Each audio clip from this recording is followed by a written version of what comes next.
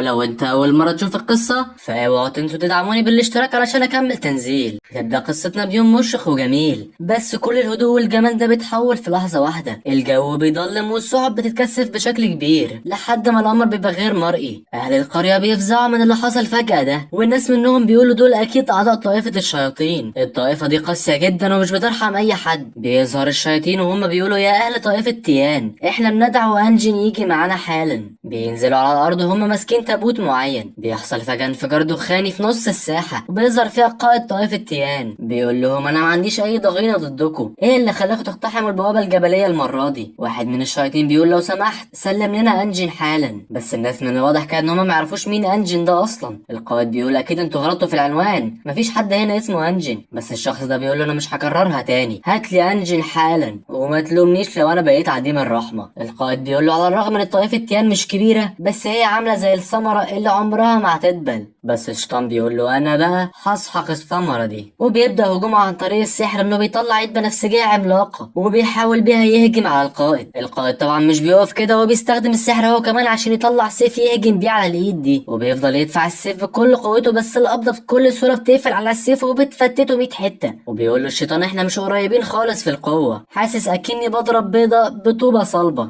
القوة السحرية بتاعت الشيطان بتبقى اقوى مع الوقت، ومن قوتها الناس بتغمى عليها واحد ورا التاني. بيرفع ايده وبيقول للقائد انا مش هتسهل معاك المرة دي، والايد بترجع تهجم عليه تاني، ومن الواضح ان القائد خلاص استسلم. بس فجأة في انفجار كبير بيقدر يبعد الايد بعيد عن القائد. العاصفة الخضراء دي بترعب الشياطين كلهم، وبيبقوا مش فاهمين ازاي طائفة تيان عندها القوة دي. وبعدها بيحصل انفجار اكبر من اللي قبليه بيكسر قناع قائد عشيرة الشياطين، والصدمة مش بتسيب وشه لما عرف انها مجرد ورقة اللي عملت كده. وكمان القائد بيقول ان نوع السحر ده نادر جدا، يعني مش اي حد يقدر يتعلمه. فعلى طول الشياطين بتخاف وبيطلعوا يهربوا كلهم. بيستغرب القائد تيان وبيبقى مبسوط من نفسه انه قدر يعرف هوية راجل من عشيرة الشياطين. وبعدها بنروح للشياطين بعد ما هربوا للغابة، والقائد بيسألهم مين اللي عملها، مين اللي اطلق التعويذة دي. اللي وراه بيقول له اكيد هو القائد، بس بيزعله وبيقول ان القائد كان خلاص هيغمى عليه، استحالة يكون هو اللي عمل كده. لا وكمان طائفة تيان من المستوى الثالث من اصل 9 مستويات. بيقول واحد من الجنود تفتكر وسطهم قائد من العالم الخامس ولا حاجة؟ اللي انا متأكد منه بس ان لو الراجل ده بيطاردنا دلوقتي فاحنا في عداد الموتى. في اللحظه دي قبل ما يكمل كلامه في حد بينادي عليهم وبيقول انتوا بتتكلموا عليا انا صح؟ بنرجع تاني للقريه والناس كلها بتبص على المكان اللي طلع منه الانفجار، وبيبدا يفكر الشيخ ان في ناس من اقوى الطلاب عنده ماتوا من قبائل اقوى من الشياطين. البنت دي واللي اسمها يونير بتقول له بس واحد من القريه قدر يخلي الشياطين تخاف مننا، هو بجد في طلاب في طائفه تيان لسه ما نعرفش قوتهم الحقيقيه؟ القائد بيأمر يونير وبيقول لها تروح حالا تشوف لو في حد اسمه انجن في الطائفه بتاعتنا. بنرجع تاني لطائفة الشياطين بعد ما اتفاجئوا ان في حد ظهر قدامهم فجأة. واحد منهم بيقول شكله مجرد عامل من قرية تيان، بس القائد بيقول مستحيل مستحيل عامل عادي يقدر يتسلل ويقرب مني من غير ما احس بيه. بيسأله لو هو اللي عمل العاصفة الخضراء من شوية، بيرد بكل صراحة وهو بيقول له ايوه انا. انتوا عارفين انا قضيت كام يوم علشان انضف الساحة دي؟ 5 ايام كاملين، وبسببكم هرجع انضفها من الاول تاني. على العموم انت بتسأل على انجن ليه؟ القائد بيرد ان دي مهمة سرية واكيد مش هكشف عن السر العامل زيك، بس الواد ده واللي بيطلع بطل قصتنا بيقول سواء قلت لي بالسبب او لا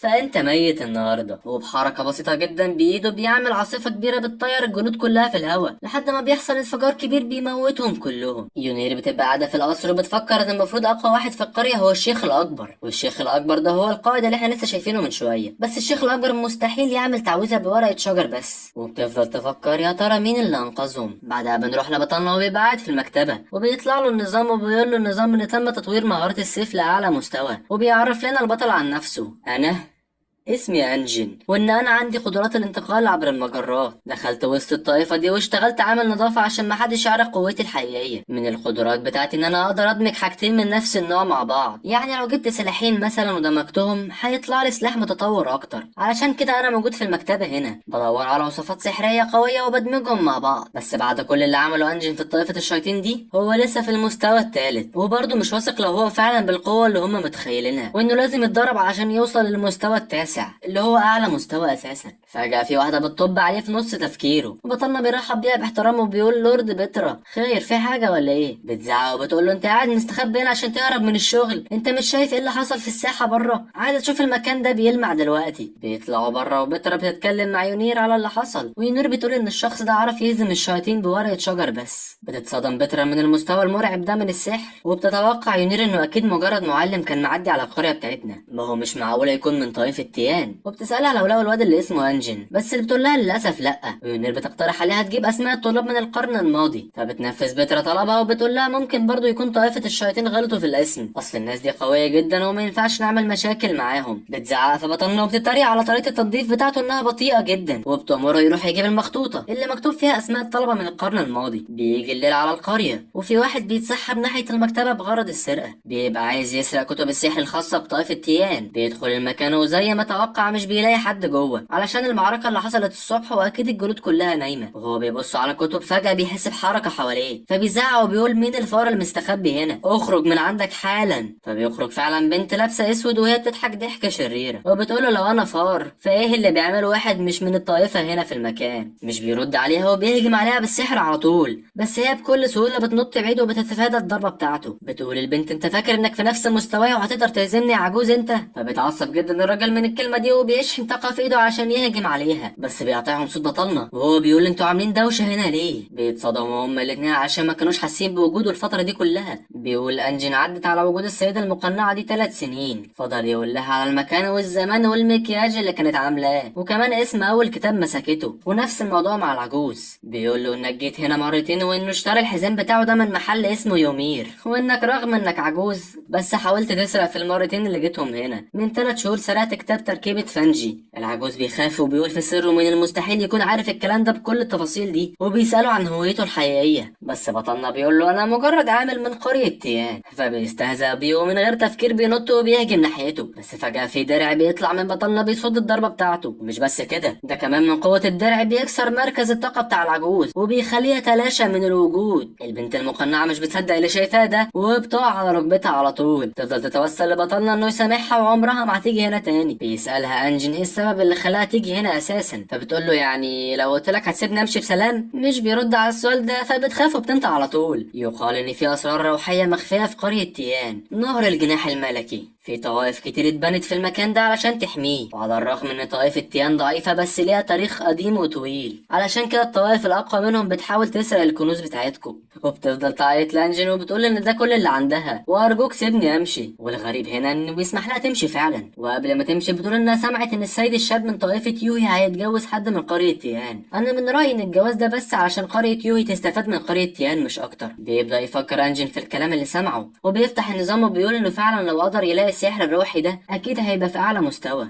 بيمسك السيف بتاع العجوز وبيدمجه مع سيف موجود معاه في النظام علشان يتحول ويخليه اقوى. اليوم اللي بعده في الصباح انجن بيبقى عمال ينظف، ويونير بتبقى قاعده بتتدرب جنبه، بس بتبقى مجهده جدا ومش عارفه تتدرب كويس. واول ما بطلنا بيلاحظ ان على الرغم ان الكتاب اللي بتستعمله فيه تعويذه قويه، بس هي برضه مش عارفه تستحمل قوتها، فبيقرر يساعدها من غير ما تاخد بالها. بس بسبب قوته بتعرف تحس بحضور الناس اللي حواليها وبتشوف انجن، وبتقول له كل لطف ان المكان ده هو الجوهر بتاع القريه وما ينفعش الطلاب العاديه تيجي هنا. بيعتذر لها علشان كان بينظف بصوت عالي وانه عطلها عن التدريب. بتقول له مفيش مشكله علشان هي اصلا كانت هتقوم دلوقتي. بتقول لنفسها ان اسياد كتير من كذا قريه بقوا عايزين يهجموا على طائفه تيان الفتره دي. انا بجد ذهني مشغول لدرجه تخليني مش عارفه اتدرب. في واحد بيبقى واقف بره المكان بيقول هي دي بقى قريه تيان اللي اتشهرت الفتره اللي فاتت؟ يا ترى ايه المفاجآت اللي مستنياني جوه؟ بيخش المكان وهو بيقول باي من طائفه السيوف التسع جاي علشان يديكوا زياره. وطبعا انتوا فاهمين معنى الزياره دي ايه. الناس واقفه وبتسال لو جاي يتحدى الطائفه ولا ايه، وان شكله هو السيف الابيض من قريه التسع سيوف. الشيخ ويمير بيبقوا موجودين جوه المبنى بيسالوا بعض هو المجنون ده جاي يعمل ايه في القريه هنا. المحارب باي ده يبقى عبقري في فنون السيف ورقم 1 في الطائفه بتاعته. الطائفه دي ظهرت من 3 سنين بالظبط، دخلت 97 معركه وما خسروش ولا واحده. واحد من المستشارين بيقول ان مفيش ولا واحد من الطلاب بتوعي يقدروا يغلبوه، هنتصرف معاه ازاي دلوقتي؟ بس الشيخ الاكبر بيقول بما انه هنا فمفيش حل غير اننا نطلع له دلوقتي. بيخرجوا كلهم الساحه والشيخ بيرحب بيه وبيقول له تعالى نشرب شاي، والكل عارف ان الشيخ الكبير مش طايقه اصلا. باي بيقول ملهاش لازمه الرسميات دي، انا جاي هنا عشان اتحدى اقوى واحد في قريه تيان، وسمعت ان يونير ساحره قويه جدا،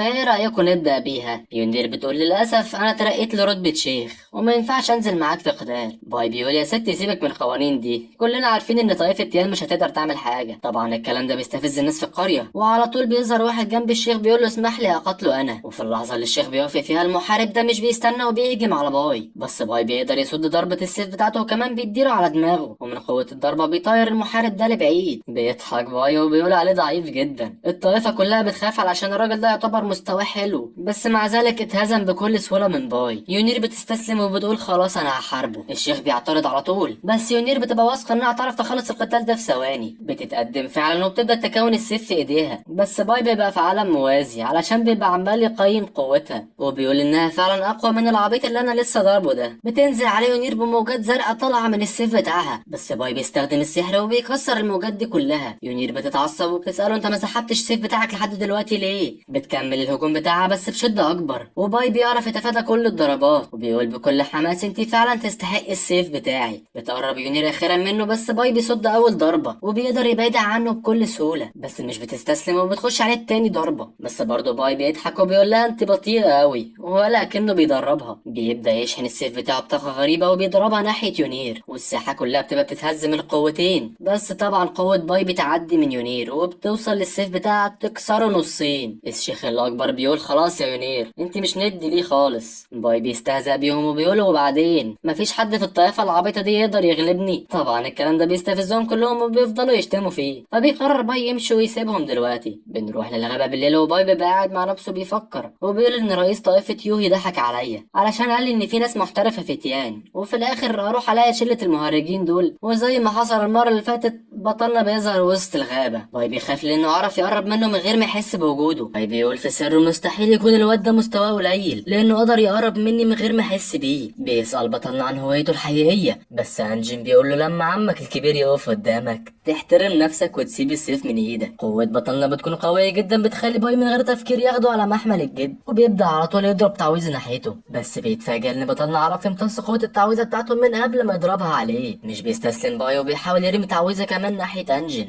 بس كل ده ملوش اي فايده علشان بطلنا بيستعمل درع سحري بيصد كل ضرباته. بيرفع ايده وبيقول انا مش قلت لك تسيب السيف ده، وبكل سهوله بيعرف يسحب السيف من ايد باي. بيقول انجن اتفرج وتعلم من عمك ازاي تستعمل السحر. بيطلع من السيف فعلا قوة غريبة، وباي بيبقى واقف مستني ايه اللي هيحصل له. بنروح للشيخ الأكبر لقرية تيان وهو بيسأل بترا عن مكان يونير، بس بتقول له بكل حزن إنها اختفت من ساعة ما اتهزمت من باي. بيزعل القائد وبيتمنى لو طائفة تيان عندها واحد جامد أوي زي باي. مش بيلحق يكمل فقرة الحزن بتاعته دي علشان بيشوف الهجوم بتاع أنجن من الشباك، وبترا بتتخض عشان بتفتكر إن في حد من طائفة الشياطين راجع يهجم عليهم تاني. بيطلع القائد بره وبيعرف من شكل العاصفة إن دي تعويذة الجنية، يعني في محارب سيف من المستوى التاسع واقف وسط الغابة دلوقتي. بنرجع لبايو وبيبقى لسه واقف في مكانه ومش عارف يتصرف ازاي، وبيقول هو من امتى طائفة تيان تقدر تعمل تعويذة الجنية. انجين بيقول له الحاجتين دول هم تمن حياتك، احمد ربنا انك ما جيتش هنا وايدك فاضية، يلا امشي من هنا ومش عايز اشوف وشك واوعى تخلي حد يشوفك وانت ماشي. بيسمع الكلام وفعلا بيمشي بعيد. انجين بيبقى فرحان عشان العنصرين دول مليانين قوة روحية، وبيبدأ يدمج التعويذة بالسيف لحد ما بيتحدث السلاح للسيف الخالد. اليوم اللي بعده بنروح نبص بص على قرية التسع سيوف، والكل بيتكلم عن باي المحارب العظيم اللي مفيش حد يتجرأ يتحداه. طلع يا عيني اي كلام، وطائفة تيان خلته مظبوط وهلفوت. بنشوف اتنين بيتناقشوا في موضوع هزيمة باي، وبيقول الواد ده ان زينج زونج كان عامل فيها عبيط الفترة دي كلها، الخطة بتاعتنا هتبوظ كده. الراجل ده ولا شكله الشيخ الكبير لطائفة الست سيوف بيقول انت ناسي ان طائفة الشياطين واقفة ظهرنا ولا ايه؟ بغض النظر عن قوة قرية تيان مستحيل تكون اقوى من الشياطين، اهم حاجة دلوقتي عايزك تساعد الشياطين يلاقوا الواد اللي اسمه انجن ده. بيسأله هو مين انجن ده اللي الشياطين بتدوروا عليه؟ بيرد الشيخ انه ما يعرفش، بس الموضوع اكيد ليه علاقة بالملكة الشيطانية. بيتصدم الواد وبيقول هو مش الملكة الشيطانية ماتت من 300 سنة؟ ملكة الشياطين هي اقوى ساحرة في الطائفة كلها، الناس كلها بتسمع كلامها من غير ما ينطقوا بحرف واحد، مفيش ولا حد شاف وشها الحقيقي. بيقولوا انها حاطة قناع على وشها. شيخ الطائفة بيقول له بطل تركيز على الكلام ده دلوقتي، المهم بالنسبة لنا هو قرية تيان. بنروح للشيخ بتاع قرية تيان وبيبقى عامل اجتماع مع احسن احسن محاربين في الطائفة. بيقول في اشاعات بتقول ان اللي هزم باي كان واحد مننا، تقدروا تقولوا لي هو مين؟ يونير بتظهر وبتقول ان كل المتدربين بتوعها كانوا موجودين في الساحة. بتلف وشها وبتسأل واحد من المستشارين هو ممكن يكون في واحد مننا بيحاول يخفي قوته، بس المستشار بيقول مستحيل، ايه الفايدة اللي هياخدها واحد مننا لما يخفي قوته؟ انا من رأيي ان باي شخص متغطرس ومستفز، اكيد استفز ساحر قوي في طريقه للغابة، والساحر ده مش عايز يكشف عن هويته. بس الشيخ الاكبر مش بيقتنع بالكلام ده وبيقول انا عايز قائمة بالطلاب اللي ما كانوش موجودين لما باي مشي من القرية. بعدها بشوية يونير بتبقى قاعدة في البحيرة وسط الغابة بتفكر في نفس الموضوع، ازاي واحد من قرية تيان قدر يهزم باي. بتلاحظ يونير ان بطلنا بينظف جنبها وبتسأله لو هو المسؤول عن التنظيف هنا. هو انا الصراحة مش فاهم هو بينظف ايه بالظبط، ولا هو المؤلف مش لاقي سيناريو غير التنظيف. ما علينا. يونير بتقوم وبتسأل بطلنا لو تحب تسجله يكون طالب في طائفة تيان بما انه بقاله 3 سنين معاهم، بس انجن بيرفض وبيقول ان مستوى الثقل بتاعه مش كفاية، عالم الخلود بينقسم ل9 عوالم ولازم على الاقل تخش في المجال الاول عشان تكون طالب، هي دي التعليمات بتاعت طائفة تيان. يونير بتقول انت انسان مسالم قوي، مفيش عنف ولا قتال في حياتك، بجد بتمنى لو حياتي عاملة زيك هكون اتخلصت من القلق اللي انا فيه. الكلام اللي هي بتقوله ده بيفكر انجن بحياته من 3 سنين وان الطلاب كانوا بيتنمروا عليه علشان مستواه ضعيف وكمان ما عندوش اب ولا ام. بس في يوم من الايام يونير بتتعرف عليه وبتقرر تخليه واحد منهم. يونير بتقطع تفكيره وبتساله تفتكر مين اللي قدر يغلب باي وهل ممكن يكون من طائفة تيان؟ بس بطلنا بيستهبل وبيقول لها اكيد ده ساحر شرير جدا. بتكمل وتقول انا اللي مقلاني برضو ليه طائفة الشياطين جت لنا، وبيسالوا على واحد اسمه انجن وهي شغاله تحكي له على كل اللي حصل على اساس ان هو مش عارف حاجه. يعني المشهد بيقلب وبطلنا بيقول انا عمري ما هنسى انك قلت لي ان تيان هي بيتي الجديد علشان كده انا هحمل قريه تيان بروحي. بتضحك يونير وبتقول له على العموم انا لسه معرفش اسمك ايه. فبطلنا بيقول لها هتصدقيني لو قلت لك ان انا اسمي انجن؟ بتقول يونير انا ما كنتش اعرف انك دمك خفيف، طائفه الشياطين بتدور على انجن واكيد مش هيدوروا على عامل نظافه زيك. هو يونير تقريبا ما سمعتش عن حاجه اسمها جبر الخواطر. فبيضحك انجن وبيقول انا كده ما كدبتش عليها علشان ما ترجعش تلومني بعد كده. بنرجع للقريه الجميله بتاعتنا وبيجي الليل وكالعاده انجن بيكون بينظف في المطبخ وبيقول ان احلى حاجه في الشغلانه دي اني ممكن افقع لي كام حاجه من المطبخ كده ومحدش هياخد باله. بس فرحته مش بتكمل عشان في كبسه بتحصل عليه، والكبسه دي اللي هي حد دخل عليه فجاه، مش كبسه اللي هي رز وفراخ والاكله دي اللي هو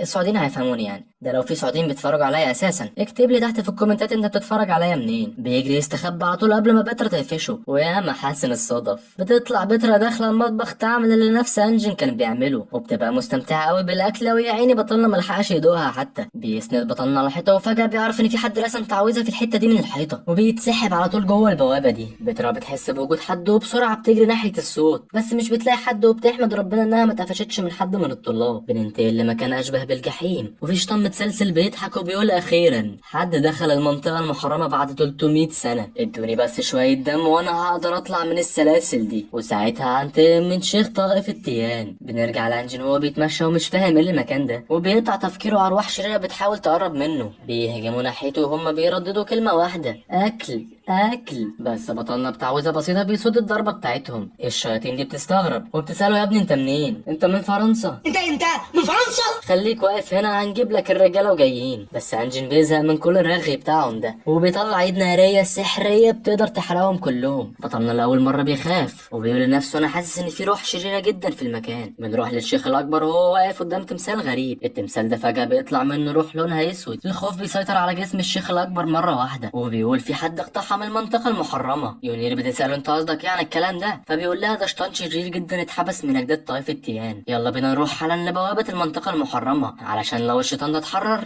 هنروح كلنا في داهيه. انجن بيبقى عمال يتمشى جوه المنطقه المحرمه وقالها كانه في نزهه. المره دي في عدد اكبر من الارواح الشريره بتظهر بس برضه مش بينفع ضد بطلنا وبيقدر يبعدهم كلهم بكل سهوله. الشيطان بيقول ما كنتش متوقع ان طائفه تيان عندها طالب موهوب زيك. بيقول انجن وفقا للسجلات القديمه لقريه تيان ظهر شيطان من 300 سنه عند نهر يوهينج اسمه شي يوان وكان بيعرف يزود قوته عن طريق سرقه الثقل من ارواح الغير، لحد ما في يوم من الايام قدر مؤسس طائفه تيان يختم الشيطان ومن بعدها المكان اللي اتختم فيه بقى اسمه الارض المحرمه. بس الغريب هنا ايه اللي خلى بوابه المكان ده تتفتح في المطبخ؟ شيوان بيقول لانجن انت مش خايف من واحد مستواه عالي زيي ولا ايه؟ فبيرد عليه ان هو مختوم ومش هيقدر يعمل اي حاجه. فبيضحك وبيقول الختم ده فضل يتكسر تدريجيا مع الوقت واول ما اقدر امتص دمك هعرف استعيد جزء من قوتي. بس انجن برضه بيضحك وبيقول انا مش خايف منك. الموضوع ده بيضايق شيوان علشان اول مره يشوف حد مش خايف منه. متشوق جدا اشوف وشك بعد ما دمر قريه تيان. بيبدا الهجوم عن طريق انه بيبعت قوه شيطانيه ناحيه بطلنا، بس بيصد الضربه باستخدام الدرع بتاعه. الشيطان بيقول لو فاكر ان الدرع ده هيبقى كافي تبقى غلطان. بيقدر الشيطان يشيل العمود من ايده ويرميه ناحيه انجن، وبيحصل اصطدام رهيب بيهز المنطقه المحرمه كلها. بس اللي شيوان ما كانش متوقعه ان انجن هو بطل القصه. العمود حرفيا بيتفتت 100 حته قدام عينه. بيتعصب الشيطان وبيساله عن هويته الحقيقيه، بس انجن بيقول له انا مجرد تلميذ لقريه تيان. بيغير شيوان الخطه بتاعته ان هو يمتص كل الارواح الشريره اللي حواليه علشان قوته تزيد، وبالطريقه دي يقدر يستعيد 70% من قوته. بيجهز كل العمود علشان يضربهم كلهم ناحيه بطلنا. وبعد طول انتظار انجن اخيرا بيستدعي السيف اللي عمال يعلي في مستواه من اول القصه. بيضرب العواميد اللي رايحه ناحيته لحد ما في موجه سيف رايحه ناحيه شيوان، بس بينتقل انيا وبيعرف يتفاداها. بيبعد عنه وهو بيقول مستحيل يكون الولد ده من طائفه تيان. انجن بيضحك وهو بيقول انت عايز تجري ولا ايه؟ هو دخول الحمام زي خروجه. بنطلع بره والشيخ ويونير بيبقوا واقفين على باب المنطقه المحرمه، وهو مستعد يقتل كل الارواح الشريره اللي هتطلع من هنا علشان يحمي قريه تيان. البوابه بتتفتح والمفاجاه ان شيوان بيترمي منها وهو بيتحرق وبيتلاشى، ومش بيلحقوا هما الاتنين يشوفوا ايه ده. يونير بتقول انها سمعت صوت روح شريره بتطلب الرحمه. بتضحك يونير وبتقول تفتكر في واحد بيحمي القريه بتاعتنا في السر. بيبدا الشيخ فعلا يوصل كل الاحداث ببعضها. يعني معنى كده ان اللي قتل الروح دي هو نفسه اللي هزم باي.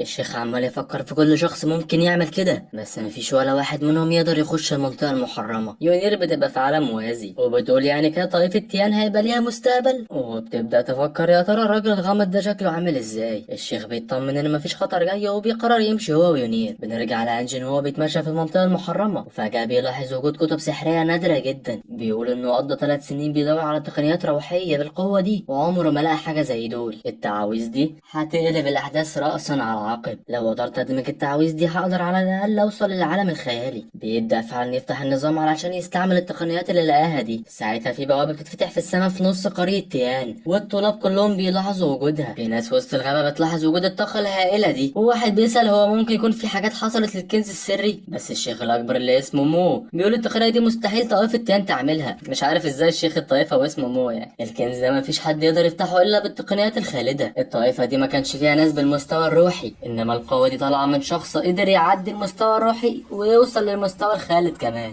استعدوا معايا علشان النهارده هو اليوم اللي هنقتحم في قريه تيان، ولازم نساعد الشياطين يلاقوا الواد اللي اسمه انجن ده. اكيد ليه دعوه بموضوع القوه دي. بنروح للقريه بتاعتنا والطلاب كلهم بتتكلم على اللي شافوه في السماء امبارح بالليل، وبيقول ناس منهم ان في اسطوره بتقول ان في سلاح روحي متقدم جدا موجود على ارض تيان. بتظهر فجاه بترا وسط الطلاب وبتقول كله يقف في صف قدامي، مين الحيوان اللي سرق الفاكهه الحمراء من المطبخ امبارح؟ بس طبعا بطلنا عارف ايه اللي حصل ومين هو الحيوان الحقيقي، وكل الولاد بتفضل تقول ان هم ما راحوش المطبخ اساسا. بتبدا تسال انجن وبتقول له انت كنت فين الليله اللي فاتت؟ فبيقول لها ان هو كان نايم، بس مش بتصدقه وبتقول يا يونير الطالب رقم 27 اللي هو بطلنا اكيد هو الجاني ولازم نرميه ونحطه في النوتي كورنر. بطلنا ماضيها اكل الاسبوع كله، ويجي على اليوم اللي ما اكلش فيه يلبس التهمه. بتقول يونير خلاص يا بترا الفاكهه راحت ومفيش طريقه نقدر نرجعها من بطنه يعني. بترا بتقول الكبيره يونير شهمه جدا ومتسامحه وقلبها ابيض كمان، وبتفرح ان الطلاب بتوعها قبلوا يتهزقوا من غير اعتراض. بيجي ليلو وبنشوف انجن بيعمل مساج لبترا وبتقوله ده عقابك عشان تحرم تسرق اكل القريه بعد كده. بس الاتنين بيتصدموا فجاه لما بيسمعوا صوت العاب ناريه. بترا بتخاف وبتروح على طول ناحيه المصدر. بنعرف هنا ان في ناس بتهجم على القريه. الطلاب بيخافوا وبيقولوا انتوا مين سمح لكم تخشوا للطائفه؟ بس الراجل ده بيقول انت مش عارف انت بتتكلم مع مين ولا ايه؟ بيرفع ايده وبيدمر مبنى معين بحركه واحده بس في ثواني. بيظهر الشيخ الاكبر تيان ويونير، والراجل بيقول بقالنا كتير ما تقابلناش يا شيخنا. الشيخ الاكبر بيقول ايه اللي خلاك تيجي هنا يا تانج وناوي على ايه بالظبط؟ تانج بيقول هو انا لازم اكون ناوي على حاجه وحشه عشان ازورك؟ الموضوع كله ان ابن فينج معجب بكبيره الطائفه واللي هي يونير، فاحنا هنا عشان نطلب ايد يونير لابننا فينج. الطائفه كلها بتعترض على طول وبيقولوا انتوا طموحين قوي، احنا كده اكننا بنرمي يونير لعش الدبابير. الشيخ الاكبر مش بيدي اجابه وبيقول له سيبنا شويه نفكر. بس البارد بيقول له احنا قاعدين للصبح لحد ما تقرر، ويونير من الواضح انها مش هتوافق على حاجه زي كده. الشيخ بيخاف ومش بيبقى عارف يتصرف ازاي في موقف زي ده. بيقول البت بتاعتنا لسه صغيره ومش مستعده للجواز خالص. تانجي بيسال هو انا ليه حاسك بتهرب مني يا شيخ تيان؟ يعني معنى كده انك مش بتحب ابني وعايز تتهرب مننا. وبيفهم الشيخ الاكبر برضه ان تنج جاي يعمل مشاكل النهارده. بينط في الهواء وبيقول النهارده اتكتب لك انك تتفضح يا تيان. الشيخ بيحذر يونير تجري علشان الراجل ده مستواه عالي جدا. بينزل عليه باول ضربه بس الشيخ بينط لورا، بس تانج بيخش تاني وتيان بيحاول يصدها بس بيفشل وبيتزق لورا. بيخاف القائد تيان من القتال ده علشان من الواضح ان تانج بقاله كتير بيتمرن. الطائفه بتطلع تجري عليه بس بيقول لهم كله يرجع لورا، واضح كده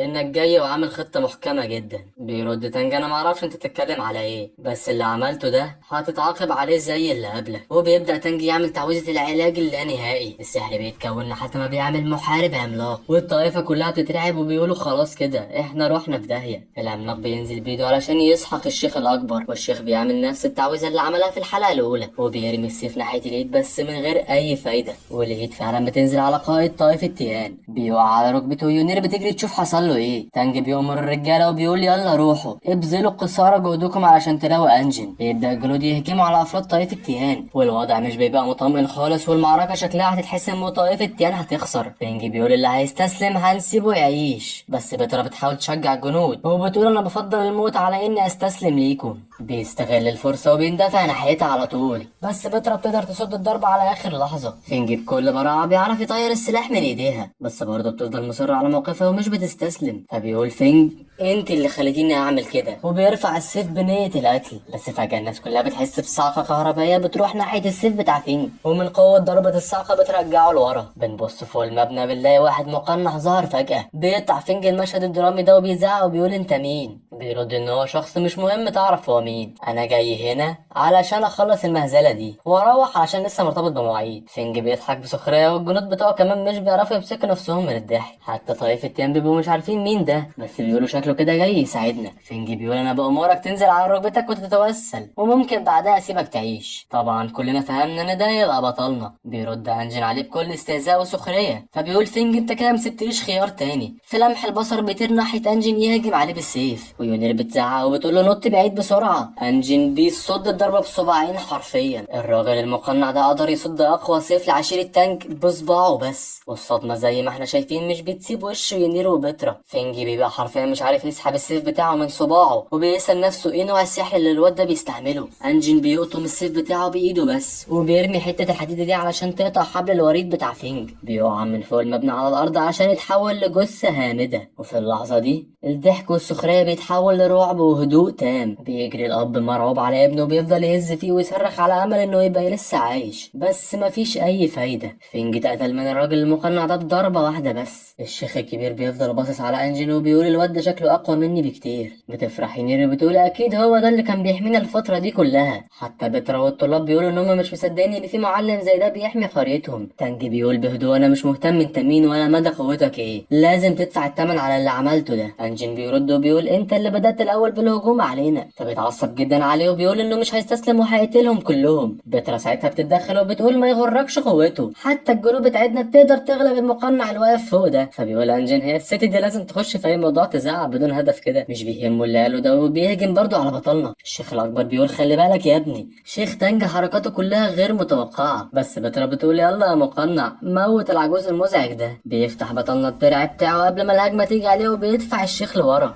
وبيحس بعدها ان طاقته كلها تم استهلاكها. فبيقرر يرجع يستعمل تقنيه العلاج اللانهائي تاني. العملاق الابيض ده بيظهر مره كمان، والطلاب كلها بتتعجب ان الشيخ قرية تانج لسه عنده الطاقه انه يستدعيه. العملاق بيخش على انجن بس بقوه اكبر من المره اللي فاتت، بس بطلنا مش بيتهز وبيلمس العملاق بصباع واحد المره دي. وفي اللحظه دي الشيخ تانج بيحس بوغزه مؤلمه جدا في قلبه، والعملاق بيبدا يتلاشى مع الوقت. تانج بيقف في الهوا مصدوم ومش عارف ينطق بكلمه واحده، والهدوء بيرجع تاني ينتشر في المنطقه كلها. بيخش حد وهو بيضحك وبيقطع الهدوء اللي كان في المكان، والناس كلها بتتصدم علشان ده قائد عشيره الشياطين. فبيسال انجن نفسه يا ترى هم جايين علشانه تاني. بيوجه قائد الشياطين كلامه لانجن وبيقول هو انت واحد من اجداد عيله تيان؟ بيرد وبيقول هتفرق معاك في ايه يعني، تانج كان بيعمل معانا مشكله فقلت اعلمه الادب. الشياطين بتتصدم من طريقه كلامه، هو فاكر نفسه اقوى مننا ولا ايه؟ بيضحك تاني القائد وبيقول انت فعلا دمك خفيف. تانج بيتدخل وبيقول يا غبي انت مش عارف انت بتتكلم مع مين؟ ده يبقى موجينج الشيخ الاكبر لطائفة الشياطين. بتترعب بترا لما تعرف ان ده فعلا هو القائد اللي قدر يدمر اكتر من 3 طوائف في الحرب اللي فاتت. بيقول الشيخ تيان انت داخل بالهجوم علينا على الرغم اننا طول عمرنا حلفاء. بيقول الشيطان الكبير هات لنا انجن وهننسحب فورا من غير اي قتال، بس القرية بتاعتنا ما فيهاش حد اسمه انجن، انتوا اكيد غلطانين. بس برضه بيديله نفس الرد، سلم لنا انجن يا اما هنحول المكان ده لبركة دم. الشيخ الاكبر بيتعصب جدا وبيقول زي ما قلت مفيش حد هنا اسمه انجن، لو انتوا شايفين ان الحل هو القتال فانا اعلن الحرب. الحرب ها؟ آن الأوان إننا ندمر قرية تيان. بيرفع بطلنا السيف بتاعه وبيوجهه ناحية السماء. طلاب تيان بيسألوا بعض ايه نوع السيف ده، حتى تانجي بيقول القوة النارية اللي طالعة من السيف ده مستحيل تكون بتتدرس في طائفة تيان، أكيد الواد ده مش شخص طبيعي. بيبدأ قائد الشياطين يعمل أول تعويذة في القتال، تقنية الفيضان الهائي. الكمية دي من المية بتبقى مستعدة تغرق القرية كلها، والطائفة كل اللي في الحين يعملوه إن هم يفضلوا يقولوا لبطلنا خلي بالك. بيستعد أنجن وبينط ناحية الفيضان، وبحركة واحدة بيلوح بالسيف في المية، ومن قوة السيف المية كلها بتتبخر ومعظمها بتقع على الأرض. القائد بيضحك وبيقول مثير للاهتمام، بس من جواه بيبقى خايف جدا وهيبدأ يحذر منه أكتر. بينتقل بطلنا عينين وبيظهر قدام قائد الشياطين. تانج بيبقى طاير فوقه وبيرمي ضربة سحرية ناحيته، بس انجن بيقول رغم ان هو ضعيف بس برضه بيحاول يهجم عليا. بيرفع ايده فوق وبيضرب ليزر ازرق على الدراع النارية يفتتها 100 حتة. بيتعصب الشيطان الكبير جدا وبيقول انت وقتك خلاص خلص معايا، فبيبدأ يطلع من ايده طاقة شيطانية وبينفذ تعويذة استنساخ الظل. وبيظهر برضه عملاق بس المرة دي بيبقى اقوى من اللي فات بكتير، وبينزل باقوى حاجة عنده عليه. انجن بيبقى واقف مش بيتحرك. تانج بيضحك وبيبقى فاكر انه اتحجر من الخوف، بس بطلنا بيرفع السيف ناحية العملاق وبيضرب ليزر مركز اكتر من اللي قبليه، وبينجح انه يسيب العملاق في قلبه. وزي اللي حصل قبل كده الشيطان الاكبر بيجيله سكتة قلبية وبيطب ساكت على الارض. الجنود كلها مش بتصدق انه قدر يقتل واحد من اقوى الشيوخ في العالم. بترا والطلاب بينطوا من الفرحة علشان خلاص كسبوا المعركة، ويونير عينيها بتبقى بتلمع من الجمدان. حتى الشيخ تيان بيقول هو مين المحارب الغريب ده.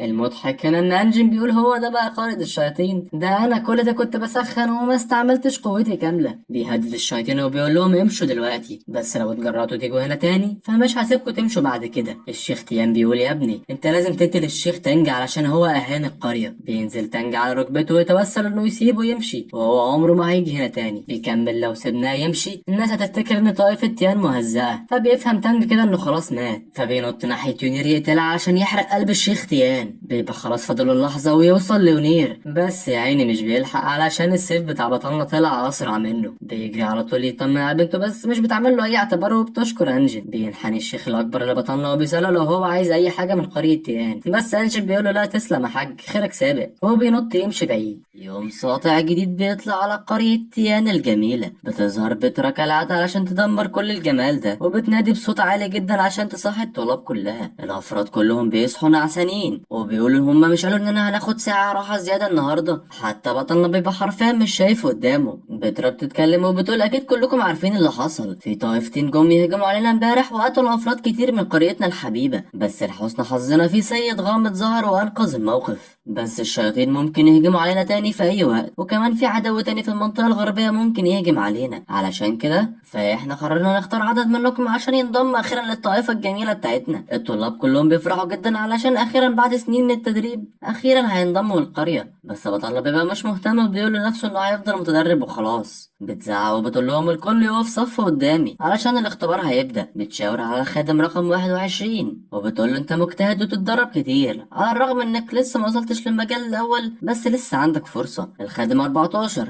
انت كمان ينطبق عليك نفس الكلام. انجن بيستغرب وبيقول هي الولاية دي بتختار الناس على اساس ايه؟ هي مش المفروض تبص لنقاط قوتهم؟ فجأة بترا بتغير نظرها لاتجاه تاني وبتفضل تبص وسط الطلاب اكنها بتدور على حد معين، وفعلا انجن بيبقى واقف ورا مستخبي منها وخايف جدا لحسن يتشاف. بس للاسف حظه بيطلع مش حلو علشان بترا بتقول ان الطالب 27 ممكن يستعملوا كبش فدا، علشان كده هو طالب زبال ووضيع. وبتنادي عليه وبتقول انت الاخير يا طالب 27. انجن والطلاب كلهم مش بيصدقوا اللي سمعوه ده، وبطلنا بيقول بس انا طالب ممل وغبي ومش هقدر ادافع عن القرية من الاعداء. بتحط ايديها على كتفه وبتقول ما تقلقش انا واثقة فيه، وبتقول للناس الباقيين ما يزعلوش علشان لسه في ناس اكتر هنختارهم في المستقبل. بنروح للساحة بعد شوية وبنشوف الطالبين وهم وبيعيطوا من الفرحة لما أخيرا بقوا طلاب للطائفة. أنجن بيظهر عليه القلق، فبيجي الطالب 21 يروق عليه، والتاني بيقول ده أنا حرفيا استعملت مخزون الحظ بتاع حياتي كلها، ده إحنا كمان هيبقى عندنا فرصة نشارك في المسابقة الكبرى للمنطقة الغربية. أنجن بيسأل عن هوية المسابقة دي، فالواد بيرد يقول أنت متعرفش إن في عشرات البوابات على نهر يوهينج؟ من وسط البوابات دي في طوائف قديمة من المجرى الأعلى للنهر. أنجن بيقول تمام أنا فهمت كل ده، بس إيه حوار المسابقة؟ يقال إنها مسابقة بين الناس اللي سنهم أقل من 100 سنة، اللي هيشارك في المسابقة دي لازم يكون الطائفة بتاعته على النهر، وهي المناطق الغربية بأكملها. بيقول برضه إن اللي بيكسب في المسابقات دي بياخد جوائز زي التعويذ والأسلحة، والحاجات دي بتبقى في المستوى الخالد. فطبعا بطلنا بيعجبه الكلام ده. بتظهر بترا فجأة وبتأمر أنجن يجي وراها، وهي بتمشي بتقول إحنا خسرنا طلاب كتير الفترة اللي فاتت، فلازم تتدرب بجد عشان الطائفة هتحتاج كل شخص بعد كده. بيطمنها إنه بيبذل قصارى جهده، فبتفرح أول ما بتسمع الكلام ده. وهم ماشيين ناحية أوضة معينة، أنجن بيقف في مكانه فجأة وبيقول هو أنا ممكن ما أدخلش؟ فبتزعق وبتقول له لا طبعا ادخل حالا. بترا بتقعد على الكنبة في وضعية مخلة للآداب، وبتسأله سؤال غريب بتقول هو ايه نوع النساء اللي الرجالة بتحبه؟ بيستغرب بطلنا ان في حد غلبان هي وقعت في حبه، وبيسأل نفسه مين تقيس الحظ ده؟ بيقول لها احنا بنحب البنت تكون لطيفة وجميلة. بتفرح جدا وبتقول له ايه كمان؟ وعلى سبيل المثال تكون بتعرف تطبخ، زي ما بيقول المثل لو عايزة تخطفي قلب الراجل اعرفي ازاي تملي بطنه. وانا اتفق جدا مع بطلنا الصراحة. بيسألها انجي مين التعيس الحظ اللي انت حاطة عينك عليه ده؟ بترد ان هو البطل الشهم المهاب اللي انقذ قريتنا اكتر من مرة. انا اول ما اعرف هو مين بس هروح اتجوزه على طول. وبكده بطلنا عرف ان هو الراجل تعيس الحظ، وشكله كده هيفضل متخفي طول عمره. بترا مش بتكتفي بكده، دي بتقوله تعالى دوق الاكل اللي هعمله قيمهولي. بتفضل تعافر قدام البوتاجاز وهي بتحاول تعمل الاكل، وبتحطه قدام انجني وتأمره ياكل بالعافية. واول ما بيدوق اول قطمة بيقول لها يا استاذة بترا انا قلت لك اعرفي ازاي تملي بطنه مش تدمريها. بتخش فجأة يونير عليهم وهي بتسأل انتوا بتعملوا ايه؟ فبترا بترد ان هم بيتمرنوا. وفي اللحظة اللي يونير بتشم فيها الريحة بتقول هو انتوا بتتعلموا تعملوا سم ولا ايه؟ فبطلنا بيقول انا هسيبكم انتوا الاتنين بقى علشان شكلكم هتتكلموا في كلام مهم. بتقول بترا ان النهارده في طلاب كتير هيحضروا في الساحة علشان هنختبر قوتهم الروحية، ساعتها انا وشيخ كبير هنروح هناك علشان نحضر الحدث ده. فبتستعد بترا وبتقول انا هجهز الطلبة بتوعي. يونير بتحط كتفها على انجن وبتقول انت كمان بقيت طالب جديد، روح يلا واستعد.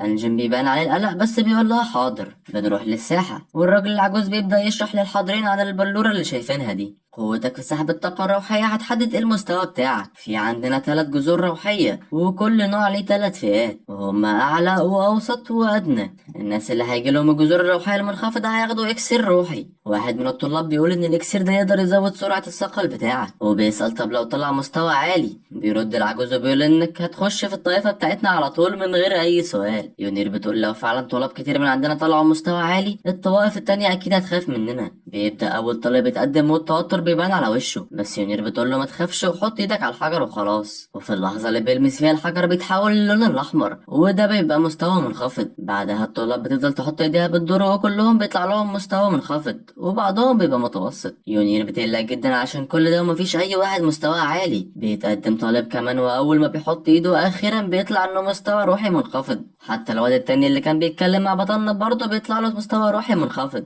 وكده بقى ما فاضلش غير انجن. بتطلب منه يونير يتقدم ويحط ايده على الحجر. الغريب هنا ان الحجر مش بيجيب اي نتيجة ولا كأنه حط ايده عليه. العجوز بيقول هو الواد ده ما عندوش اي جذور روحية ولا ايه؟ فبتقول له يونير يحاول يحط ايده تاني. بيفضل يحط ايده الاتنين على الحجر بس من غير اي فايدة، مفيش اي استجابة من الحجر. الناس كلها بتفضل تتريق عليه وبيقول انه حتى ما عملش ثقل لجسمه علشان كده ما عندوش اي قوة. الشيخ بيأمر الكل يتقدم وياخد منه الاكسير ما عدا الطالب 27. بيجي الطالب اللي طلع له المستوى الروحي وبيطلع اسمه وو مينج، وبيقول له ما تخافش من النهارده هخليك تحت رعايتي ومفيش اي حد هيقدر يأذيك. وحتى الواد التاني هو كمان قال له اوعى تقلق طول ما احنا جنبك. يونير بتحاول ترفع معنويات بطلنا وبتقول ان هي كمان ما كانش عندها جذور في الاول، بس الشيخ الاكبر شجعها لحد ما وصلت لمستوى كويس. بيمشي انجن بعد ما سمع جرعة التشجيع اللي ملهاش اي لازمة دي، بس فجأة الحجر بدأ يتهز ومرة واحدة بينفجر بيخلي الطلاب ويونير يتفاجئوا من اللي حصل. بتقول في نفسها ان اكيد الطالب 27 ليه علاقة بالموضوع، انا لازم اعرف هويته الحقيقية. بنرجع لانجن وبنشوف زمايله الاتنين عمالين يجروا وراه وبيفضلوا يدعموه عن طريق ان هما بيغذوه بالاكسير اللي معاهم. هو ده الدعم التمام. بس بطلنا بيقول لنفسه ان الاكسير ده اساسا بقى عديم الفايدة بالنسبة له ومش بيعمل معاه اي حاجة. بيكملوا تريقة وبيقولوا من النهاردة احنا اخواتك الكبار، لو في اي حد اتنمر عليك كلمنا على طول واحنا هنيجي نضربه. فجأة بتظهر بترا وبتقول انتوا بتعملوا ايه هنا انتوا التلاتة. ومينج فجأة بيقلب سمب وبيفضل يشكر بترا ان لولاها ما كانش اترقى وبقى طالب للطائفة. بتمشي على طول وبتقول خلاص خلاص بكرة هبقى ازوركم علشان انا بجرب وصفة جديدة وعايزكم تجربوها. ومينج بيفكر قد ايه الاكل بتاعها هيبقى لذيذ، كفاية بس نفسها في الاكل. بنروح ليونير وهي داخلة مكتبة معينة بتصحي الشيخ التاني وبتقول له انا عايز ابص على الملفات. بيقول لها يا سلام الملفات كلها تحت امرك. بيشاور لها في مكان معين وبيقول لها قائمة الطلاب الغير متوافقين موجودين هناك. بتروح ناحية الرف وبتفتكر انه رقم 27، وفي اللحظة اللي بتفتح فيها الملف بتاعه بتشوف اسم انجن. بتتصدم وبتبدأ تفتكر المرتين اللي الشياطين جم فيها القرية علشان ياخدوا انجن. وبكده يونير بدأت تحل اللغز. بيجي الليل وبنبص على الساحة من بره وبنشوف فيها راجل عجوز ماشي وشايل تابوت على ظهره. بيخش مكانه وبيرمي التابوت على الأرض. بعدها بياخد نفس من الارتياح وبيقول أخيرا خلصت المهمة. بس طبعا دخول الحمام مش زي خروجه. بيتفاجئ إن بطلنا واقف وراه الفترة دي كلها. بيقرب أنجن منه وهو بيقول أنت بتتسحب بالليل ومعاك تابوت ليه؟ أنت ناوي على إيه بالظبط؟ شكلك كده من طائفة الشياطين. بيضحك في وشه وبيقول ما تتدخلش في حاجات ما تخصكش. بيلف وشه وبيمشي. بس طبعا بطلنا مش بيسيبه يمشي بالسرعة دي. في اللحظة اللي بيلمس فيها كتفه بيتلاشى على طول. بس الحقيقة بيبان قلقانيا اللي بره المبنى. انجن مش بيسكت والمرة دي بيهجم عليه بتعويذة سحرية. بيستهزأ بالراجل بس مش بيلحق يصد الضربة علشان الايد دي بتمسكه زي الفار. بيتقدم انجن وبيسأله ايه هي المهمة اللي تخليك تتسلل هنا في عز الليل. مش بيرد على السؤال وبيبدأ ياخد نفس عميق. وفجأة بيقدر يكسر الايد ويتحرر منها بكل سهولة. بيضحك ضحكة عالية جدا وبيقول انا الطاقة الشيطانية بتاعتي سامة جدا ولو سبتها تنتشر الطائفة كلها هتموت. ولأول مرة بنشوف انجن قلقان جدا من خصمه. بيفتح الدرع بتاعه علشان يصد ضربات السم الشيطاني. بس في اللحظة دي الشيطان بيجري بعيد وهو بيقول ان المهمة الاولى خلصت بنجاح. وبطلنا بيستغرب ايه اللي خلاه يهرب بالسرعة دي. فجأة في طالب بيزعق وبيقول الكل ينتبه. أنجن طبعا لازم يمشي من هنا قبل ما حد يكشفه. بينفذ تعويذة بتخليه ينتقل بعيد من المكان. التابوت بيبدأ يفتح بكل بطء والغريب هنا إن بيطلع منه غراب بيقول إيه ده أنا عبيط أوي وبيطير بعيد عن المكان. أنا كمان مش فاهم إيه اللي حصل ده تبع القصة ولا دي نكتة ولا إيه. هنفهم مع الوقت. بيظهر فجأة شيخ الطائفة والمستشارين بتوعه. الشيخ بيقول أنا حاسس إني سمعت صوت قتال. بيتصدم وبيخاف لما يشوف التابوت علشان هو عارف إن ده رمز بتاع الشياطين. بنروح لأنجن وهو بيتمشى وبيفضل يفكر مع نفسه إيه اللي يخلي الشياطين يحطوا نعش عندنا. مش ممكن الموضوع ده يكون ليه علاقة بملكة الشياطين. أنا مش عارف برضو إيه شكل ملكة الشياطين، هل هي جميلة ولا مخيفة. فجأة الغراب بيتكلم وبيقول ملكة الشياطين جميلة جدا، دي أجمل ست في الكون. ياه أجمل ست. ثانية واحدة انت جيت منين يا عم انت. بيطير الغراب ناحيته بيقول يا سيدي انا طائرك الاليف. وصلنا بيقول انا ما بحبش الطيور، طير بعيد يا عم انت. بيرجع تاني على كتفه بيقول يا سيدي انا رجعت. الغراب ده شكله هيبقى كوميديا والله. بيقول انجن ما علينا اكيد بترا بتعمل اكل تعالى اكلك. بنروح لوهينج وبيبقى لسه في فقرة السنبلة بتاعته وبيبقى مش قادر يستنى علشان يدوق اكل بترا. بيخش صاحبه عليه وبيقول انت ما سمعتش الاخبار ولا ايه، في تابوت ظهر فجأة امبارح والشيخ الاكبر مش عارف يفتحه او حتى يحركه. وكمان بيسأله هو انت شفت قائمة طائفة تيان. القائمة الرسمية لطائفة تيان بتعتمد على قوة التلاميذ والطلاب اللي على القمة هيقدروا ياخدوا جوائز كتير جدا. انت رقم 215 وانا 397. بيتعصب وهينج عشان ما تصنفش انه من اول 100 واحد حتى. الموسيقى الحزينة بتاعت ناروتو بتشتغل وهو بيقول في يوم من الايام هبقى على القمة. بيخش بطلنا يقطع فقرة الحماس دي وبيحاول يشجعه. زميله بيقول لانجن انت كمان اوعى تستسلم مع انك رقم 454 بس لسه عندك فرصة عشان مهمات التقييم الجاية. بيطير الغراب ناحية زميله وهو بيقول ايه ده المرتبة 454، ده حرفيا مفيش اقل من كده. ده ايه اللي جاب القرية بتاعتنا ده. هو بنفهم هنا ان الغراب بيردد الكلام اللي سمعه فبيتحرك جدا. هو بيقول يا طالب 27 انت فاهم غلط. بيروح برضه ناحية وينج وبيقول بترا طبخت لي انا مخصوص النهارده اكيد شايفاني وسيم وقاعد في حبي. في اللحظة دي الاتنين دول كانوا عايزين يمسكوه ويعملوا منه شوربة غربان. بتخش بترا للمكان والغراب مش بيسيبها في حالها وبيفضل يغازل فيها. بيعتذر انجن من السخافة اللي طلعت من الحيوان الأليف بتاعه فبتأمره يروح حالا ويتدرب. بسبب الغراب ده مش هيكون ليك نصيب من الأكل بتاعي النهارده.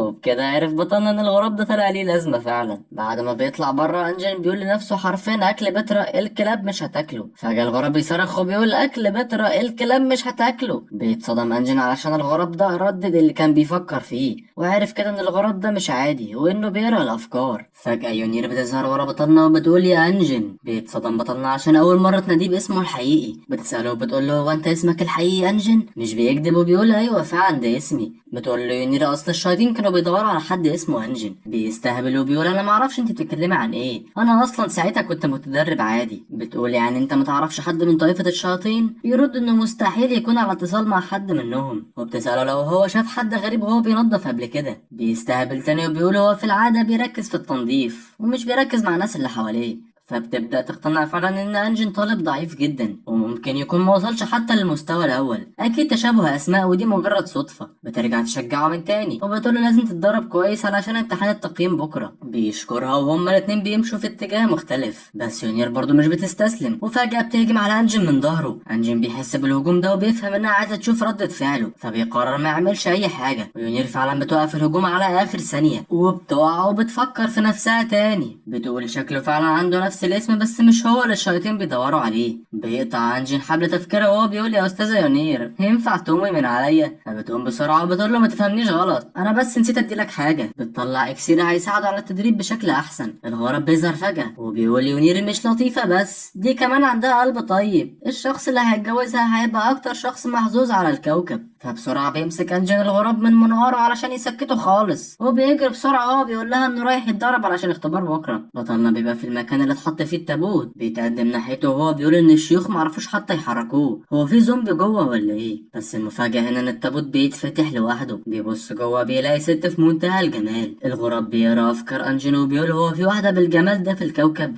بيقول كمان دي لو كانت عايشة كان ممكن تكون زوجة حلوة قوي. انجن بيمسك الغراب يدعكه حرفيا وبيقول له بطل تقرا افكاري. اليوم اللي بعده في القرية بنشوف الغراب وبطلنا بيبقوا نايمين في السابع نومة. فجأة صاحبه بيهبد الباب بسرعة وهو بيقول التقييم بدأ يا طالب 27. بيفضل يهز فيه علشان يقوم وان الطلاب اللي زيهم لازم يكونوا هناك من دلوقتي. بنروح للساحة اليونير والشيخ الأكبر والطلاب كلها بتبقى قلقانة من الامتحان لأنهم سمعوا إن صعب أي حد يعديه. بيبدأ الشيخ كلامه وبيقول طبعا كلكم عارفين إنكم مستقبل طائفة تيان، كل اللي عليكم تعملوه إنكم تخشوا الغابة تقتلوا وحش من المستوى الأول وتجيبوا السن بتاعه. هل الكل فاهم هيعمل إيه؟ الكل بيقول بصوت واحد أيوة يا فندم، المرة دي هتكون مختلفة شوية علشان انتوا هتتدربوا مع طلاب من طوائف تانية في المنطقة. صاحب انجن بيهمس له بيقول ان طلاب كتير موهوبين جدا هيجوا، من ضمنهم باي اللي جه القرية من كام يوم، وكمان في ناس اقوى منه هيحضروا. بيقول الشيخ ان في مكان في الغابة سري جدا، المكان ده فيه اكسير واسلحة نادرة قوي. الكل بيفرح طبعا بعد ما سمعوا الكلام ده، حتى بطلنا بيقول انه فعلا محتاج سلاح واكسير علشان يدمجهم مع بعض. يونير بتقول في سرها انه على الرغم ان انجن ضعيف بس برضه رايح لمكان خطير زي ده. الشيخ بيقول المنطقة فعلا فيها عناصر مفيدة جدا بس برضه مفيش دخان من غير نار، خليكم فاكرين ان المنطقة فيها كوارث انتم مش هتقدروا تتوقعوها. بيبدأ بعدها يعمل تعويذة والشيء ده بيبدأ يكبر اكتر واكتر. بيقولوا الطلاب ان السلاح ده بيركبوا عليه وبيسافروا بيه وانه استغرق 13 سنة علشان يتعمل. طبعا الكل مش بيستنى وبيجروا علشان يلحقوا مكانهم. الغراب بيظهر كالعادة جنب انجن وهو بيقول هو ايه العبط اللي انا شايفه ده؟ فانجن بيسكته على طول قبل ما يوديه في داهية. انجن مش بيلاقي مكان على المركبة، فينير بتتطوع وبتقول له تعالى اركب معايا، وانا مش فاهم ايه البتاع ده وظهر امتى بس ما علينا. افراد الطائفة بيبقوا بيطيروا في الهواء والسلاح الجامد اللي الكل كان مبهور بيه كلهم نفسهم ينزلوا من عليه حالا ما عدا بطلنا المحظوظ بيبقى راكب ورا يونير واصحابه الاتنين بيبقوا خلاص هيولعوا من الغيظ. بننتقل لمكان تاني وبنشوف ناس لابسة اسود واقفين حوالين بركة حمراء. واحد بيسأل هو كل الطوائف ظهرت؟ بيرد عليه حد ان التلات طوائف اللي هم بايون والسيوف التسعة والتيان وصلوا ولسه في طوائف كمان جاية في السكة. الراجل ده بيرفع ايده ناحية بحيرة الدم وبيعمل منها دوامة. الدوامة دي بيبدأ يطلع منها دم وبيتشكل بعدها لشكل تنين، وبيقول الراجل ده انه هيدمر كل تلاميذ طائفة يو. بنروح لمكان واسع جدا وبنشوف فيه طلاب من كل طائفة ماشيين ناحية بوابة. شيخ منهم بيقول انا سمعت ان يوهيمن قدر يغلب طائفة الشياطين، واللي ما يعرفش يوهيمن ده شيخ طائفة تيان بس اسمه صعب الصراحة فانا مش بنطقه وبقول عليه الشيخ الاكبر وخلاص. وبيبدأوا يتكلموا ان اكيد في سيد من المستوى الخامس على الاقل موجود هناك علشان ما فيش حد قدر يغلب الشياطين قبل كده. طيب بيفكر وبيقول مش ممكن يكون الواد ده هو اللي عمل كل القلق ده. بتخش بنته وهي بتقول انا مش مهتمة ايه نوع السيد ده، اكيد عمره ما هيكون ند لينا.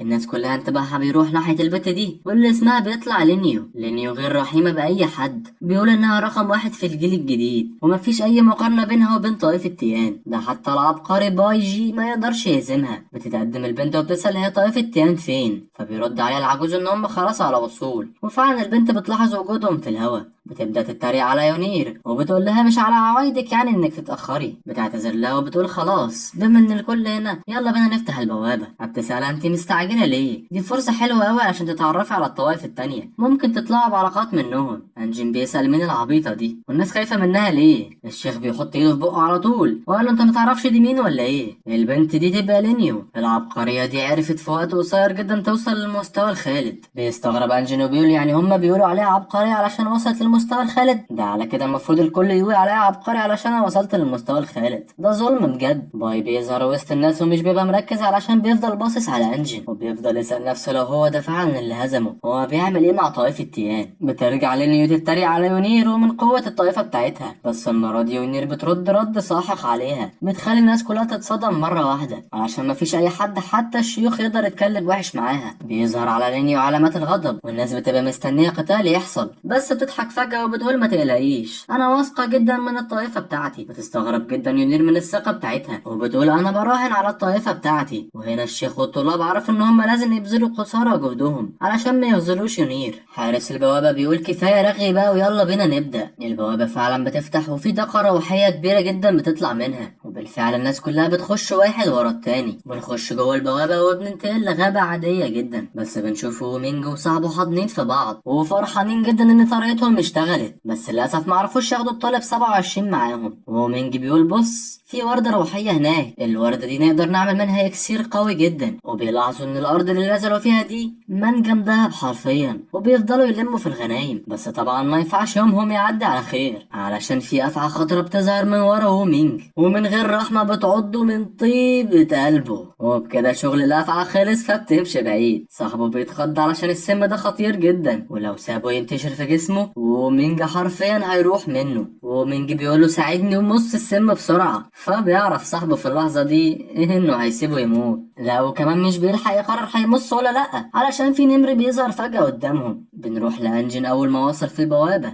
بيقول ان ده عالم افتراضي اتصمم من شيوخ قوية جدا. كمان بيحس بحاجة غريبة شوية وبيقول ان اكيد في وحش قريب. بننتقل لبترا وبتبقى زهقانة جدا علشان مش لاقي حد من الطلاب تقدر تتنمر عليه وتزعق فيه، وزي ما هي طلبت الغراب بيظهر علشان يسليها. بيقول بصوت عالي هو فين الراجل الغامض ده، انا بجد نفسي اتجوزه. المصيبة هنا ان في طلاب بيبقوا واقفين جنب بترا فبتجري وراه زي اي حد وقررت خلاص تقتله اول ما تمسكه. بنرجع للبوابة وبنشوف طالب بيلاقي غصن سحري بيقدر يعلي الطاقة الروحية. العيال كلها بتفضل تسقف وتطبل للواد على الاكتشاف الجامد ده. بيظهر من وراهم طلاب طائفة تيان وبيقولوا عليه حرامي علشان هما اللي اكتشفوها. فبيقول الواد ده شكلكوا كده عايزين تتعلموا الأدب زي ما ليني وقالت. بيبدأ يقرب منهم وطالب قرية تيان بيقول له سنقر لا تسرق، بس بيكتشفوا ان هم في انمي مش كرتون فبياخدوا العلقة التمام. وبعد علقة الموت دي بيحس بتعب شديد جدا، وفي واحد بيطمن عليه وبيقول له انت كويس يا ما. بيقول لهم ان هم محتاجين يدوروا على اعشاب علشان يقدروا يكملوا. بطلنا في الناحية التانية كان عمال يصطاد في الوحوش، بيبص في حتة معينة بيلاقي ان في اعشاب على الرغم من ان مستواه ضعيف بس احسن من ولا حاجة. فبيبدأ بطلنا يدمج الاعشاب الضعيفة دي علشان يكون وردة جميلة. فجأة في حد بيقول انت يا ولد انت ليه ماسك العشبة السودا بتاعتي. بيعرف بطلنا انه جاي يتروشن عليه علشان ياخدها منه، بس الكلام ده طبعا مش هياكل معاه فبيمشي ومش بيعمل لهم اي اعتبار. البنت بتتضايق جدا من الغرور بتاعه فبتضرب على طول صواريخ نارية في الهواء، والصواريخ دي مش بتطلع تحية ولا حاجة، دي بتطلع اشارة للطائفة بتاعتهم علشان يتجمعوا. في واحد منهم بيقول شكل واحد مننا مسك طلاب طائفة تيان. البنت بتهدد بطلنا انه لو ما سلمش الوردة الطائفة كلها هتبقى على دماغه دلوقتي، وبتحذر ان العيال دي اقوى مننا بكتير. بيبتسم بطلنا وبيقول انا شايف كده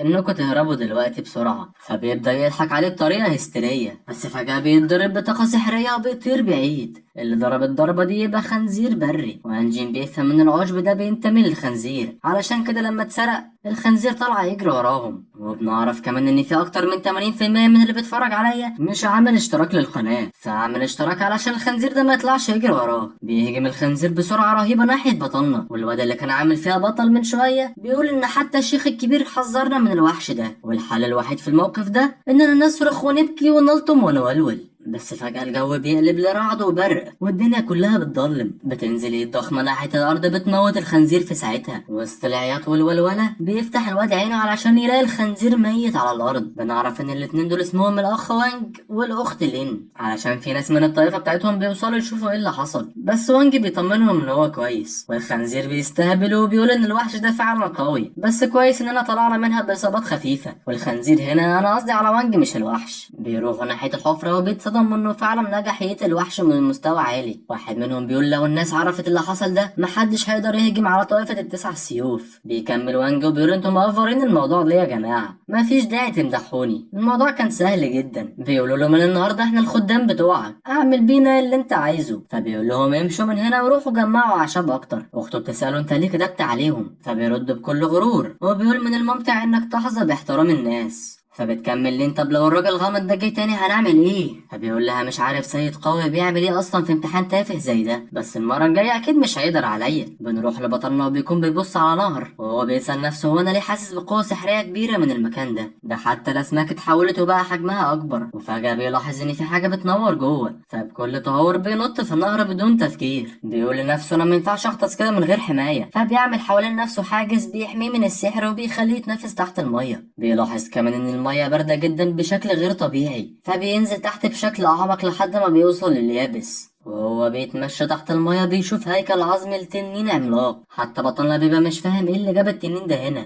ومين اللي قتله. ده كمان بيلاقي ستارة في جنب معين. هو بطلنا اكتشف أطلانتس ولا ايه؟ وهو بيتمشى في الممر ده بيلاقي لقالق متعلقة، فبيفرح جدا وبيقول انا كده خلاص بقيت غني. وبيفضل يجمع فيهم واحدة ورا التانية لحد ما بيخلصهم كلهم، فبيبدأ يدمجهم مع بعض علشان يتجمعوا في حتة واحدة واللؤلؤة بتحاول تبقى قد البطيخة. فجأة أنجن بينتهي الأنين وبيلاقي نفسه واقف قدام النار. بيفهم إن في سحر معمول علشان لما تاخد كل اللقالق ترجع من غير ما تعوم. بنروح لحتة في نص الغابة علشان نشوف شخص متخفي طالع من بوابة. بيضحك ضحكة شريرة وهو بيقول هي دي فرصتي، هي دي فرصتي علشان أقتل ماي ويو. بيزعق جامد وبيقول الكل يتفرق، عايزهم كلهم ميتين، ما ترحموش أي حد. فعلا رجالته بيجري كل واحد منهم في طريق مختلف. بنرجع لبطلنا وبنشوفه قاعد مع عجوز وبيشربوا شاي، والعجوز بيفضل يقول له قد ايه الشاي ده مميز جدا وانه استغرق سنين عشان يطلع طعمه بالجمال ده. بيضحك بطلنا وبيقول على الرغم اننا اتقابلنا بالصدفة بس انت بتعاملني كشخص مميز جدا. بيناديه وبيقول له يا صاحب السعادة ما توريني حاجة انا محتاج اشوفها. بيحط ايده على اللوحة وفجأة بيظهر مجسم له مينج وداي، بس المرة دي بيبقوا مش بيجروا من النمر، دول بيبقوا عاملين يجروا من اعضاء طائفة التسع سيوف. ما هو بيزعق فيهم وبيقول اوف حلال والا هنجيبكم من قفاكم، ولو ما وقفتوش باحترامكم صدقوني مش هنرحمكم. بس هو مينج بيقوله تعالى امسكنا لو تعرف. مش بيكمل كلامه علشان بيتخبط في واحد منهم وبيقع هو وضاي في المصيدة. بيبقوا حواليهم ناس من طائفتين مختلفة وبيقول ضاي في سره خلاص كده انا روحت في داهية. بيقولوا مينج انا اسف يا اخويا يا ما ارجوك سيبنا نمشي. بيظهر وانج وبيطلع ورقة وبيقول بطل رغي بقى انت عارف الواد ده. بيبص على الورقة وبيفضل هو صاحبه الساعة بيبصوا على الصورة، فبيزعق فيهم وبيكرر تاني نفس السؤال، بس بيردوا ان هما ما يعرفوش مين ده اساسا. ما بيقول في السر انا سمعت انه قتل الخنزير البري. هو من امتى وانج بقى بالوحشية دي؟ بيفضلوا هما الاتنين يتوسلوا ليهم علشان يسيبوهم يمشوا، بس فجأة لين بتقول يا جماعة الأطياف اللي هناك دي إشارة إن في وحوش جاية من الناحية دي. ما مش بيفكر حتى وبيطلع يجري على طول. واحد من طائفة السيوف بيقول محدش يخاف علشان أخويا هنا هزم الخنزير وأكيد هيهزم الوحوش كمان. وانج طبعا بيديله كف على وشه وبيقول له اخرس خالص، وبيمسك أخته وبيطلعوا يجروا هما كمان. ومينج وداي مش فاهمين ايه اللي بيحصل فبيقرروا يجروا هما كمان بدون سبب. بنشوف فعلا ذئاب عندها قرون بتجري وراهم وبتفضل تهجم عليهم كلهم من غير رحمة. العجوز بيقول ايه رأيك بقى؟ مفيش أحلى من المنظر ده. بقول لك يا أنجل ايه رأيك نلعب لعبة؟ بيتضايق أنجل وبيقول له ايه الهبل ده؟ فين الممتع في الموضوع؟ العجوز بيسأله وبيقول له برأيك هيعرفوا يعيشوا؟ بس أنجل بيرفض يكمل كلام وبيقول انا مش مهتم بلعبتك دي، سامحني يا حاج بس انا مش مريض زيك. فجأة العجوز بيعمل حاجز قدام أنجل بيمنعه انه يمشي بعيد. بيزعق أنجل فيه وبيقول له ايه ده؟ هو ده حسن الضيافة بتاعك؟ بيبتسم وبيقول له تعالى نراهن عليهم، لو هيقدروا يعيشوا هجوزك بنت اخويا، بس لو خسرت هتشتغل هنا لمدة 50 سنة. بطلنا بيقول له ايه الملل ده؟ انت انت فاكرني هراهن على حاجة زي كده؟ بس